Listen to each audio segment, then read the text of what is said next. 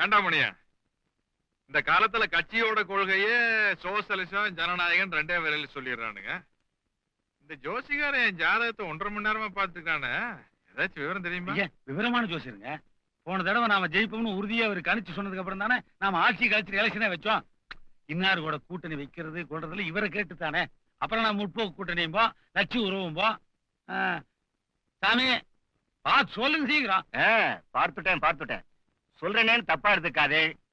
உங்க ரேகையும் சரியில்லை, இந்த ஜாதகமும் சரியில்லை. இனிமே உங்க அரசியல் வாழ்க்கை அவ்வளவு பிரகாசமா இருக்காது. இறங்கு முகம்னு வச்சுக்கங்களேன். ஏன்னா சனி உங்க ராசிக்கு 12க்கு வந்துட்டேன். 7 நாட்டு சனி ஆரம்பம். இதுல வேற குரு பார்வை வேற இல்லாம போயிடுத்தோ. உங்க அரசியல் வாழ்க்கையிலும் சரி, குடும்ப வாழ்க்கையிலும் சரி, இனிமே குழப்பம்தான். இது நாள் வரைக்கும் உங்க குடும்பத்துல சந்தோஷம் இல்லைனாலும் சண்டை இல்லாம இருந்ததோ இல்லையோ. ஆனா இனிமே உங்க குடும்பத்துல நிம்மதியே இருக்காது. மத்த ரேகையை விட்டுடுங்க. உங்க ஆயுள் ரேகை கூட ரொம்ப வீக்கா இருக்கு. கிராஸ் லைன்ஸ் எல்லாம் நிறைய இருக்கு. சொல்றேன்னு தப்பா எடுத்துக்காதே. இந்த வருஷம் சுதந்திர தினத்துக்கு உங்க கையால கொடியேத்தி வச்சேல, இதுதான் கடைசி. அடுத்த சுதந்திர தினத்துக்கு நீங்க உயிரோடு இருக்க மாட்டேன். நான் சொல்லல, ஜாதகம் சொல்றது. ஏஞ்சாமே, அடுத்தவங்க கைரேகையை பார்த்து சொல்றீங்களா? உங்க கைரேகையை பார்த்தோம்டா? என்ன அப்படி சொல்லிட்டேன்? பாத்துருக்கிறனே. அதுல தனரேகை, தானிய ரேகை, விவாக ரேகை, வில்லங்க ரேகை எல்லாம் இருக்குமே, அதையெல்லாம் இப்ப பாத்துருக்கீங்களா? எந்த குறைச்சலும் இல்ல, நல்ல வசதியோடு இருக்கேன். மத்த ரேகை விடுங்கண்ணா, உங்க ஆயுள் ரேகை எப்படி இருக்குது முதல்ல அதை சொல்லுங்க. என் ஆயுள் ரேகை ரொம்ப டீப்பா இருக்கு. நான் 95 வருஷம் வரைக்கும் உயிரோட இருப்பேன். 95 years. மணியா, ஒரு சின்ன வேலை இருக்குது, இதை கொஞ்சம் புடி. சுவாமி, எத்தனை வயசு வரைக்கும் இருப்பேன்னு சொன்னேன்? 95 வயசு வரைக்கும்.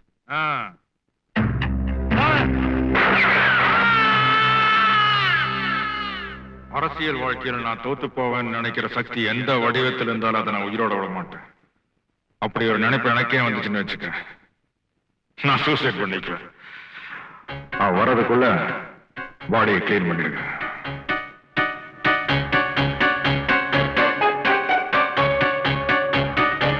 இவன் ஆயலையே இவனுக்கு கணிக்க தெரியல, இவன் அடுத்தவங்க ஆயலை கணிக்க வந்துட்டான். சர்வம் கிருஷ்ணார்ப்பணம்னு சொல்லி எள்ளம் தண்ணி அரைச்சு புரைச்சிடுங்க. அபிஷ்டு என்ன குறைஞ்சிருக்கு? நான் கொடுக்கும்போது இவ்வளவு இருந்தது. நீங்க தெளிச்சி அதுலதான் குறைஞ்சது. ஆமா, நீ குடிக்கல. ஐயா சரி.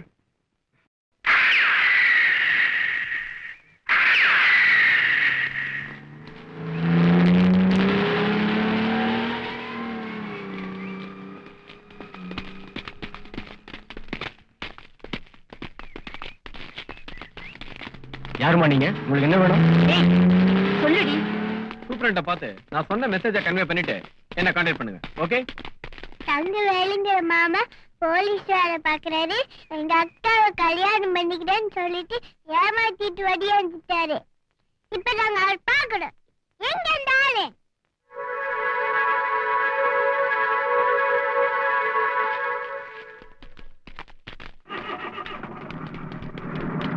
நிறுத்துங்க, எனக்கு ஒரு பதில் சொல்லிட்டு போங்க. உன் மனசுல நீ என்ன நினைச்சுக்கிட்டு இருக்க? ஊர்க்காரங்க உங்களை அவமானப்படுத்தினதுக்கு நான் என்னங்க பண்ண முடியும்? நான் உங்களை ஏதாவது சொன்னேனா? நான் உண்டு என் படிப்புண்டுன்னு செவனே இருந்தவரை வந்து பொண்ணு பார்த்துட்டு மனசுல ஆசை விதைச்சிட்டு அம்போன்னு விட்டு போயிட்டீங்கன்னா எங்காவது என்ன இருக்குன்னு யோசிச்சு பாத்தீங்களா? நான் எப்பயும் கிளாஸ்ல ஃபர்ஸ்ட் வரவ. இந்த வாட்டி ஆசிரியர் எல்லா சப்ஜெக்ட்லயும் ஃபெயில். மேக்ஸ்ல எவ்வளவு தெரியுமா? மொட்டை. இப்ப நீ ஸ்டேரிங் விட போறே இல்லையா? எனக்கு கட்ட கோவம் வரும் பாரு. என்ன பண்றீங்க? இவ்வளவு தூரம் உன்னை பார்க்க வந்த பொண்ணுகிட்ட தகராறு பண்ணிட்டு இருக்கீங்க. வேலை பாட்டு போய. நில்லுங்க, போகாதீங்க. நான் சொல்றது நல்லா கேட்டுக்கோங்க. என் கழுத்துல தாலியும் நேரிச்சுனா அது உங்க கையால தான்.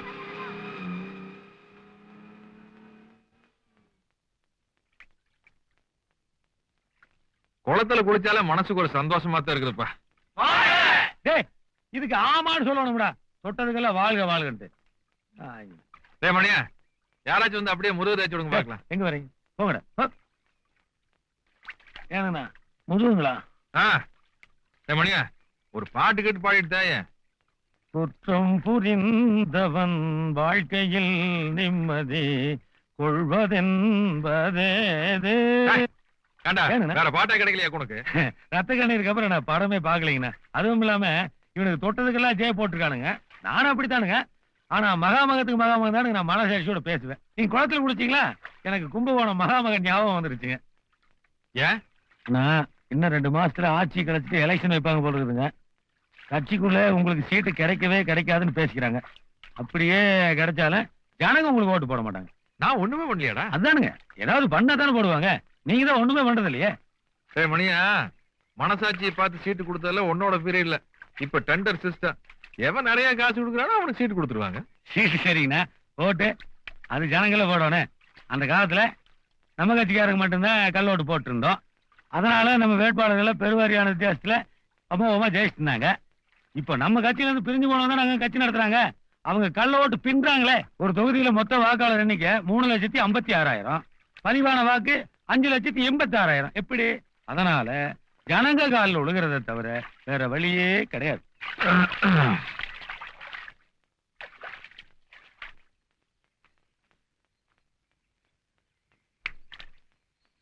குறை 30 வருஷமா கட்சியில் இருக்கிறவன் நானு.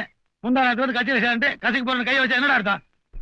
நேரப்பா சண்டை போட்டுக்கிறீங்க. அதுக்காக அவன் உரிமை எப்படி விட்டு கொடுக்க முடியும்? இவனையெல்லாம் கட்சியில வைக்க வேண்டிய இடத்துல வைக்க வேணுங்க.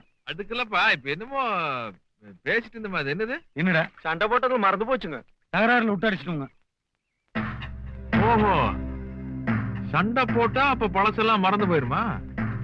அப்ப ஜனங்களுக்குள்ள நாமளே சண்டையை மூட்டி விட்டோம்னா நாம செஞ்ச தப்பையெல்லாம் ஜனங்க மறந்துடுவானுங்க, நம்மளுக்கு ஓட்டு போட்டுருவானுங்க.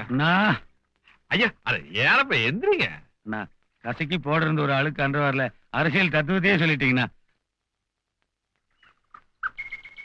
வாங்க வாங்க வாங்க.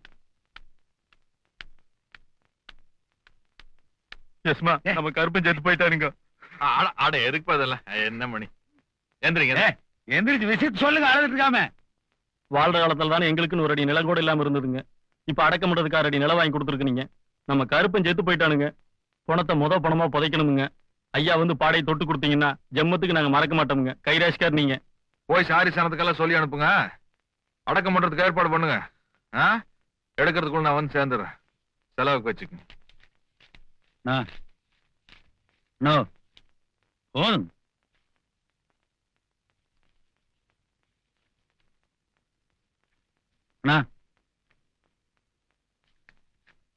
சாமி நீங்க மகாராஷ்டிரா வாங்க இருக்கணும். வாங்க போயிட்டு பாருங்க.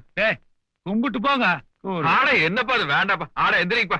டே மணியா, நீ சும்மாவே இருக்க மாட்டேன். நீ பழக்கத்திலேயே வச்சிருக்கோனுங்கண்ணா, இல்ல மறந்துக்குவானுங்க. பாருங்க. வாங்க வாங்க. டே மணியா, தங்க மேல தப்பான அபிப்பிராயம் வரும்போதெல்லாம் அதை தசை திருப்புறதுக்காக யாராவது ஒரு தகராறு ஏற்படுத்துறது அரசியல்வாதிகளோட வழக்கம். ஹரிஜனுக்கு சேரி எங்க இருக்குது? வடக்காலைங்க. சுடுகாடு தெக்காலைங்க. பணத்தை எப்படி எடுத்துட்டு போவானுங்க? அது ஊருக்குள்ளதானுங்க எடுத்துட்டு போவாங்க. அதுக்கு மேல் ஜாதிக்காரன் விட மாட்டானுங்கல்ல. கஷ்டமுங்க, விட மாட்டாங்க. அதான் நமக்கு தேவை. டே மொத்தலையா, நீ என்ன பண்ற?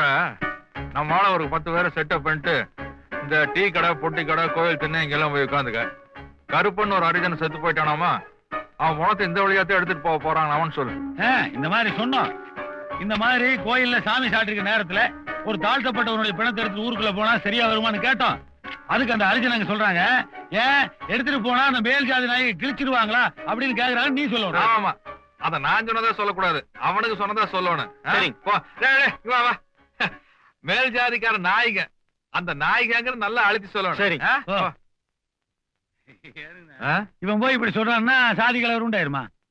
மணியா, சாதியாவும் மரமாவும் நம்ம சனங்க பிரிஞ்சு கிடக்குற வரைக்கும் நம்மள மாதிரி அரசியல்வாதியை குதிரை ஏறிட்டே இருக்க வேண்டியது. அப்ப நம்ம மாதிரி ஆளுங்க சந்தோஷமா இருக்கிறது இந்த சாதியிலே கண்டுபிடிச்சிருப்பான்னு நினைக்கிறேன். சரி, அன்னைக்கு அமெரிக்காவை கொலம்பஸ் கண்டுபிடிச்சான்னு சொன்னேன். இந்த சாதி கருமாந்திரத்தை யாரு கண்டுபிடிச்சுவேன்? மந்திர மோதிரம் கண்டுபிடிச்சானுங்க, மந்திரிமாரு அதை கட்டியா பிடிச்சிட்டானுங்க. ஓ, அப்ப இந்த ஜாதி கருமாந்திரத்தை ஒழிச்சிட்டோம்னா ஜனங்க நிம்மதியா இருப்பாங்க போல இருக்கா? ஜனங்க நிம்மதியா இருப்பானுங்க. நாம தான் சோத்துக்கு டிங்கி அடிக்கணும். உனக்கு வேற ஏதாவது தொழில் தெரியுமா? தெரியாது, அரசியல் தான் தெரியும். போய் 10